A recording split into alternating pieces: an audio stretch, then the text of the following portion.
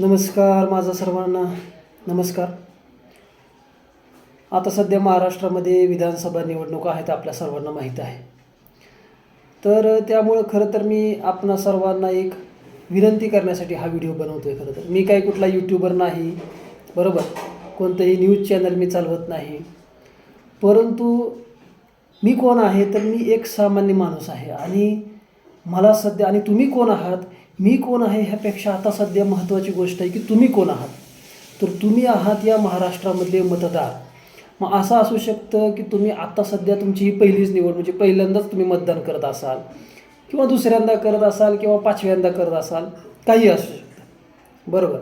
जर तुम्ही बऱ्याच वर्षांपासून मतदान करत असाल तर तुम्ही महाराष्ट्रातली परिस्थिती बघत असाल.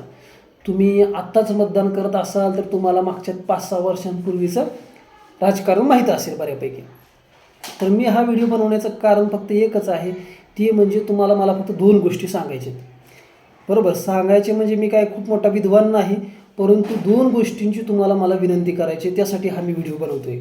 सर्वात महत्त्वाची गोष्ट, त्यातली पहिली गोष्ट काय आहे, खरं तर ही अजिबात हास्यास्पद गोष्ट नाही, बरोबर. ही खूप म्हणजे महत्त्वाची गोष्ट मी तुम्हाला सांगतो. तुम्हाला ऐकल्यानंतर स्टार्टिंगला थोडंसं हास्यास्पद वाटेल, परंतु त्यावेळेस जर तुम्ही विचार केला त्या गोष्टीवरती तर तुमच्या लक्षात येईल की मी काय बोलतो आहे, बरोबर. तर बघा, माझी पहिली विनंती तुम्हाला काय आहे, तर ज्या दिवशी आता बघा, आता निवडणुका आहेत, आता दिवाळीनंतर बऱ्याच जणांचे प्रचार होतील, वेगवेगळ्या सभा होतील, वेगवेगळे लोक येऊन वेगवेगळे आश्वासनं देतील. कोणी सांगेल की आम्ही काय केलं, आम्ही कोणती योजना आणली, कोणी सांगेल की आमच्या काळामध्ये आम्ही काय केलं, यांच्या काळामध्ये यांनी काय केलं, कोणी म्हणेल की आम्ही काय करणार भविष्यामध्ये, बरोबर. अशा भरपूर गोष्टी येऊन प्रत्येकजण सभा घेऊन सांगेल, वेगवेगळे एकमेकांवरती आरोप करतील, शिव्या देतील, वेगवेगळ्या गोष्टी आपल्याला ह्या महाराष्ट्रामध्ये बघायला मिळतील.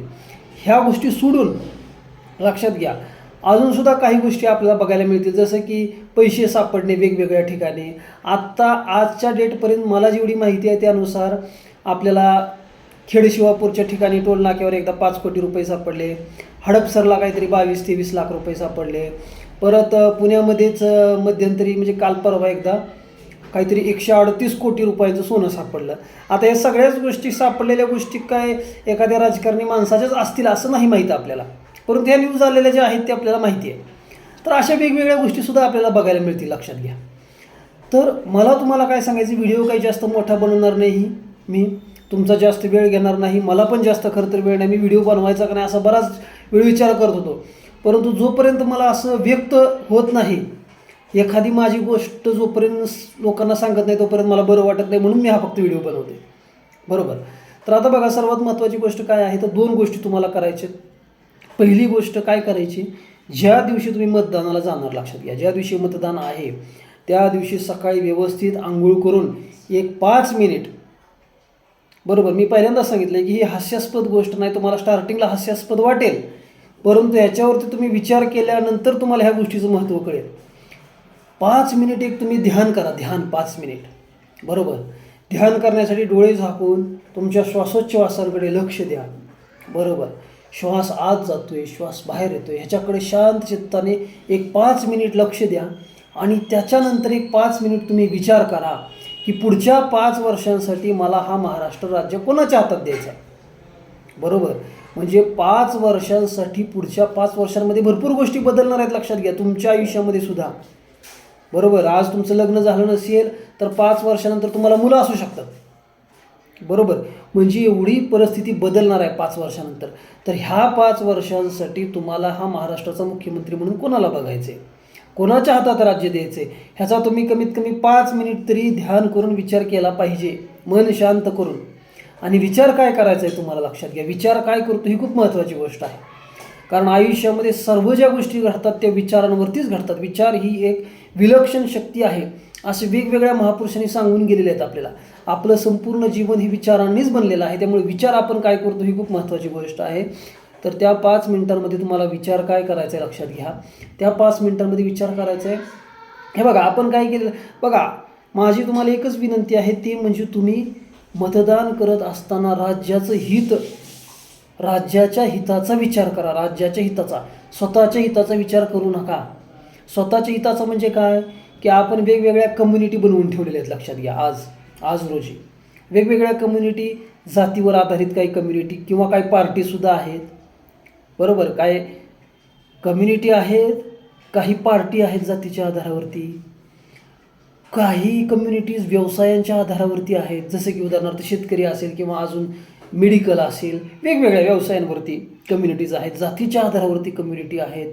बरोबर, अशा वेगवेगळ्या आधारांवरती आपण आपल्या कम्युनिटी बनवून ठेवलेल्या आहेत. आणि ह्या कम्युनिटी काय करतात, तर ह्या कम्युनिटी सरकारकडून कसा आपला फायदा होईल किंवा कसा आपल्याला एखादी गोष्ट फुकट मिळेल ह्याचा आपण विचार करतो. बरोबर, आणि मग सरकार पण काय करतं की सरकारला माहिती आहे की ज्या ज्या कम्युनिटींकडे जास्त मतं आहेत, सरकार त्यांना प्रभावित करण्यासाठी काहीतरी एखादी योजना आणणार.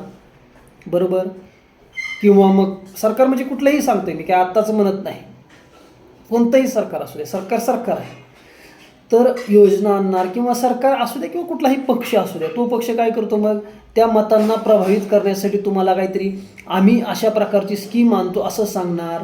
बरोबर, किंवा काहीतरी त्या समाजाला प्रभावित करण्यासाठी आम्ही काहीतरी गोष्ट देतो असं आश्वासन देणार.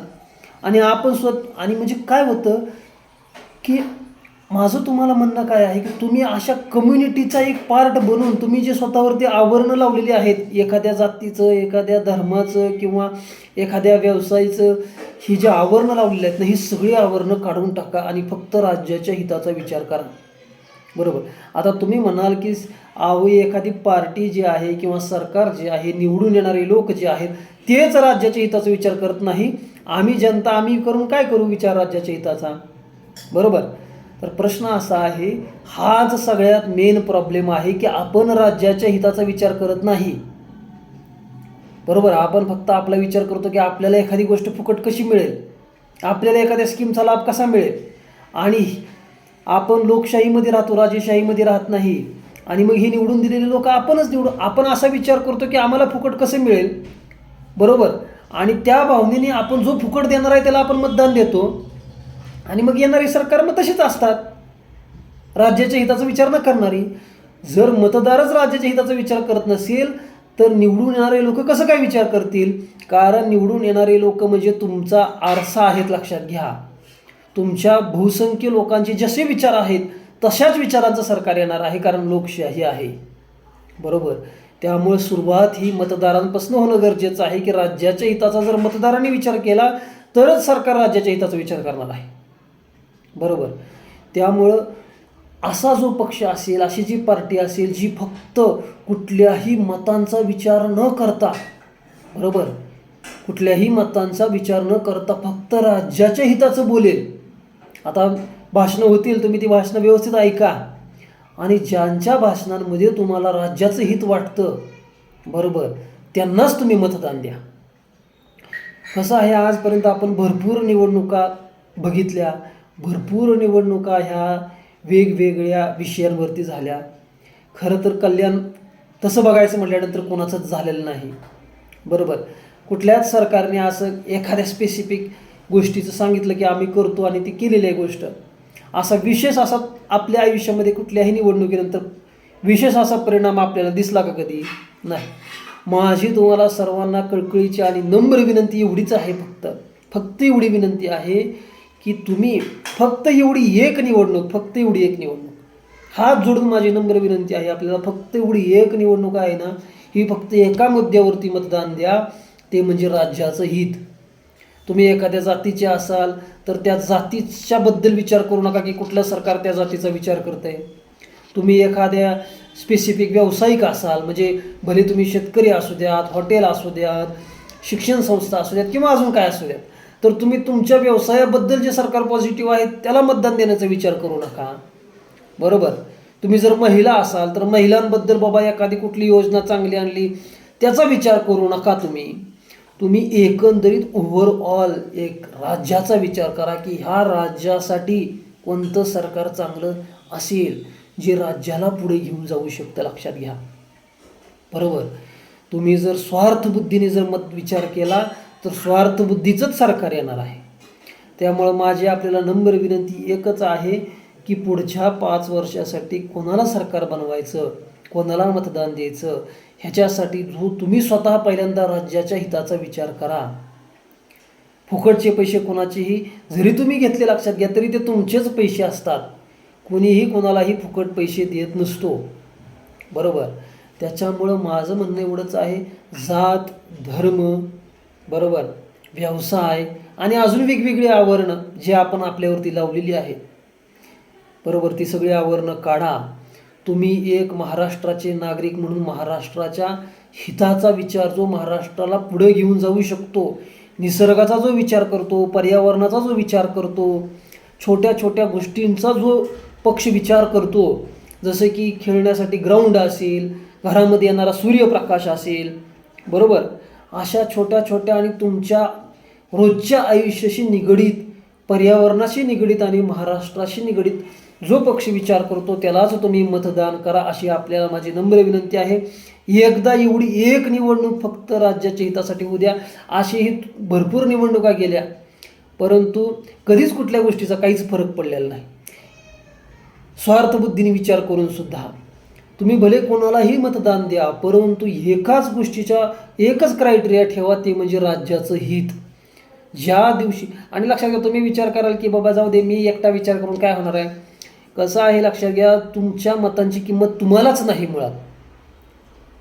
तुम्हाला तुमच्या मतांची किंमत नाही. ज्या दिवशी तुम्हाला तुमच्या मतांची किंमत होईल ना, त्या दिवशी सरकारला सुद्धा तुमच्या मतांची किंमत होईल.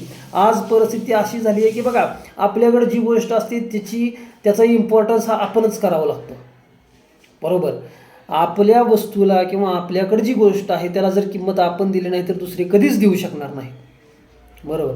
मग आपल्याकडे गोष्ट आहे ती म्हणजे मत, आणि ह्या मतांची किंमत ही आपल्यालाच नाही. खरं सांगतो, आपल्याला वाटतं की माझ्या एका मताने काय होणार आहे, काय असतं म्हणजे आपल्या मतांची किंमत ही आपल्यालाच नाही, की आपल्या मतांनी काय गोष्ट घडू शकते ह्याची किंमत आपल्यालाच नाही. तर मग हे जे निवडून येणारे लोक आहेत ते कशी काय आपली किंमत करतील मला सांगा. आज समाजातल्या लोकांना, सामान्य माणसाला अजिबात किंमत नाही, त्यांच्या मताला सुद्धा किंमत नाही. का नाही? कारण आपण आपल्या मताची किंमत करत नाही. तुम्ही स्वतःला जरा समजा की माझ्या एका मताने बदल घडू शकतो असा तुम्ही विचार करा स्वतः. ज्या क्षणाला तुम्हाला वाटेल की माझे एक मत हे एक मत नसून 1,00,000 मतांनी एवढं माझं एक मत आहे, बरोबर, बाकीच्यांचं सोडून द्या, तुम्ही स्वतःचा विचार करा की माझं एक मत जे आहे ते महाराष्ट्राला बदलू शकतं, देशाला बदलू शकतं. अशी ज्यावेळेस तुम्ही स्वतःच्या मतांची किंमत ठेवाल त्यावेळेस 100% बदल घडणार. आणि तुमचं मत देताना तुम्ही फक्त राज्याचं हित एवढी एकच गोष्टीचा विचार करा, बाकी कुठल्याही गोष्टीचा विचार करू नका. बरोबर. एवढंच मला आपल्याला सांगायचं आहे. दुसरी महत्त्वाची गोष्ट याच्यामध्ये काय आहे तर बघा, मी तुम्हाला सांगितलं की तुम्ही तुमच्या विचार करा मतांचा. ज्यावेळेस मतदानाला जाणार आहे त्याच्या अगोदर 5 मिनिट वेळ द्या, नक्की द्या 5 मिनिट वेळ, की पुढच्या 5 वर्षासाठी कोणाला मतदान करणार. दुसरी एक छोटीशी गोष्ट तुम्हाला सांगतो. मतदानाला गेल्यानंतर आता जे दुसऱ्यांदा तिसऱ्यांदा जात असतील त्यांना सुद्धा भीती वाटते, खरं सांगतो, परंतु जे पहिल्यांदा जातील त्यांना तर काहीच माहिती नसतं. ज्यावेळेस तुम्ही मतदानाच्या ठिकाणी जाणार केंद्रावरती, लक्षात घ्या, तिथं गेल्यानंतर EVM मशीनच्या समोर ज्यावेळेस तुम्ही उभा राहणार, तिथं मशीनच्या समोर जाण्याच्या अगोदर तुमच्या बोटाला शाई लावतात. तिथून पुढे तुम्ही मशीनच्या समोर गेलात, घाबरायचा अजिबात नाही, कुठल्याही प्रकारचा दबाव घेऊ नका. व्यवस्थित EVM मशीनवरती जेवढी नावं लिहिली आहेत सगळी एकदा व्यवस्थित ओव्हरलुक करून घ्या. बरोबर. असं नका विचार करू. फोबिया एक बऱ्याच जणांच्या मनामध्ये असतो की मला पटकन बटन दाबून जायचे, मागची वाट बघत असतील. अजिबात तसं काही नसतं. व्यवस्थित ओव्हरलुक करून घ्या मशीनकडे. 10 सेकंद डोळे झाकून विचार करा की कोणाला मतदान करू. बरोबर. आणि त्याच्यानंतर तुमच्या हृदयामधून, बरोबर, जो आवाज येईल त्याला तुम्ही मतदान करा. बरोबर. तिथं गेल्यानंतर गडबड करू नका बटन दाबण्याची. बरोबर. 10 सेकंद तरी वेळ घ्या, 10 सेकंद शांत, आणि मगच मतदान करा. कारण की मी तुम्हाला सांगते म्हणजे बघा किती इम्पॉर्टन्स, म्हणजे मी एवढी किंमत देतोय एका मताला. तुम्ही ज्या दिवशी, असे महाराष्ट्रातले सगळे लोक ज्या दिवशी स्वतःच्या मताला किंमत देतील त्या दिवशी 100% महाराष्ट्रच नाही देशसुद्धा बदलणार आहे, लक्षात घ्या. त्यामुळे एकच गोष्ट महत्त्वाची आहे, तुम्ही जी आहे ती तुम्ही स्वतःच्या मतांना किंमत द्या.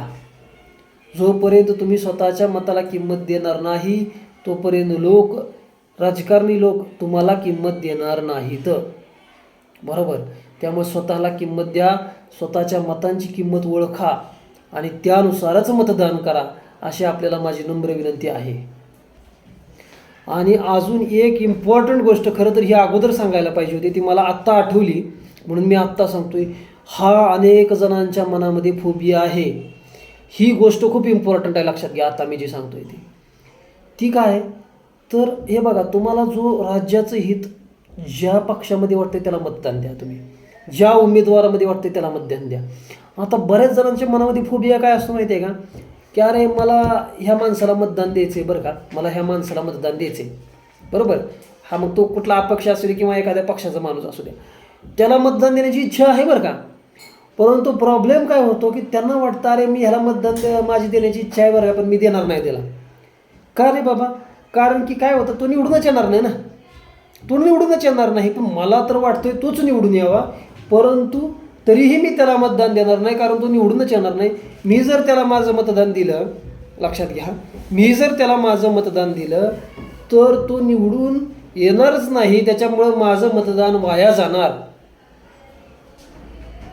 म्हणजे काय सुशिक्षित लोकांचे विचार आहेत बरं का हे, की मला तर हा व्यक्ती आवडतोय, मला त्यालाच मतदान करायचं आहे, परंतु तो निवडून येणार नाही म्हणून मी त्याला मतदान देणार नाही, कारण माझं मत वाया जाईल. अरे बाबा, ज्या क्षणाला तुम्ही असा विचार करता की मला याला मतदान करायचं आहे, परंतु हा निवडूनच येणार नाही म्हणून मी त्याला मतदान देणार नाही, माझं मतदान वाया जाईल, त्याच वेळेस तुमचं मत वाया गेलं. असं नसतं. तुम्ही मतदान, तुम्हाला जो व्यक्ती आवडतोय, ज्या व्यक्तीकडून विकास होण्याची अपेक्षा आहे, जो पक्ष राज्याचं हित बघतो किंवा तो भले अपक्ष असेल, त्याच पक्षाला किंवा उमेदवाराला तुम्ही मतदान द्या. भले तुमचं मत वाया गेलं असं समजा, तुम्ही तो निवडून येणार नाही याची 100% तुम्हाला गॅरंटी असेल, तरी सुद्धा तुम्ही त्यालाच मतदान द्या जो तुम्हाला आवडतो. अलग लक्षात, हा एक फोबिया काढून टाका मनातून. असं अजिबात सुद्धा नसतं. काय, जो पक्ष तुम्हाला आवडतो, जो उमेदवार तुम्हाला आवडतो, तो निवडून येऊ न येऊ तुम्ही त्याला मतदान देणं हे तुमचं कर्तव्य आहे. याचं भगवद्गीतेचा श्लोक आठवा, कर्मण्येवाधिकारस्तु मां फलेषु कदाचन मा कर्मफल हेतुर्भूते संगोष्ठी कर्मणी. तुम्ही तुमचं कर्तव्य करा, फक्त तो निवडून येईल न येईल तो तुमचा प्रश्न नाही. त्यामुळे दोनच गोष्टी लक्षात ठेवा. एक म्हणजे ज्याला तुम्हाला मतदान करण्याची इच्छा आहे त्यालाच करा, भले तो निवडून येणार नाही असं तुम्हाला वाटत असेल तरी. आणि दुसरी गोष्ट म्हणजे जो राज्याचं हित बघतो त्यालाच मतदान करा. मतदानाला जाण्याच्या अगोदर एक 5 मिनिट विचार करून जावा की 5 वर्षासाठी कोणाला सत्ता द्यायची आहे. एवढ्याच गोष्टी मला तुम्हाला सांगायच्या होत्या. माझी आपल्याला हात जोडून नम्र विनंती आहे, एवढी एक निवडणूक फक्त राज्याच्या हितासाठी होऊन जाऊ द्या. सगळे आवरणं काढून टाका, बरोबर. आणि मी काय कुठला यूट्यूबर नाही, त्याच्यामुळं मी हा व्हिडिओ काय माझे लाईक्स, सबस्क्रायबर्स वगैरे वगैरे ह्यासाठी केलेला नाही. परंतु तुम्हाला जर असं वाटत असेल की मी जे सांगितलेलं आहे त्याच्यामुळं काही जणांच्या मतांमध्ये, विचारांमध्ये थोडंसं परिवर्तन होईल आणि एक चांगला परिणाम त्याच्यामधून आपल्याला बघायला मिळू शकतो, असं जर तुम्हाला वाटत असेल तर माझी आपल्याला नम्र विनंती आहे, हा व्हिडिओ जास्तीत जास्त शेअर करा, जेणेकरून जास्तीत जास्त लोकांना ही गोष्ट समजेल की मतदान करताना बाबा विचार केला पाहिजे, काय विचार केला पाहिजे, काय नाही केला पाहिजे, बरोबर. एवढं करा, एवढीच माझी आपल्याला नम्र विनंती आहे. खरं तर हा व्हिडिओ तुम्ही इथपर्यंत शेवटपर्यंत बघितला असेल तर नक्कीच तुम्ही जागृत आहात, जागृत राहा. सामाजिक प्रश्नांकडे थोडंसं जागरूकतेने बघा आणि तुमचं एक मत परिवर्तन घडवू शकतो हा विश्वास तुम्ही ठेवा. बस, तुम्ही हा व्हिडिओ इथपर्यंत बघितलात त्याबद्दल मी आपला खूप आभारी आहे. धन्यवाद.